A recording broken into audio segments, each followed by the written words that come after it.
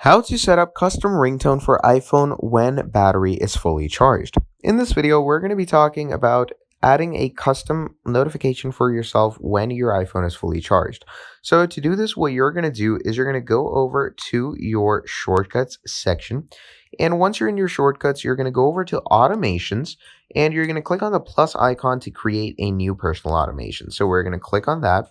And now once you've done this, scroll down to where it says charged.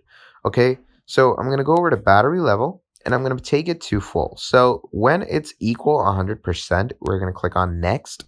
And now you're going to click on add action or either play music. So you can have it play any type of music that you have. So let's say to choose music, you can go ahead and choose which song you want it to add or ask each time, etc. Or to make your whole thing even better, go to add notification.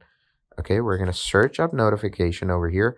We're going to click on notification, and once we've done that, simply go ahead to show notification. Let's say hello world, click on next, and here we are. So now every time your battery reaches 100%, it will notify you with a custom alert that you've set it up for yourself.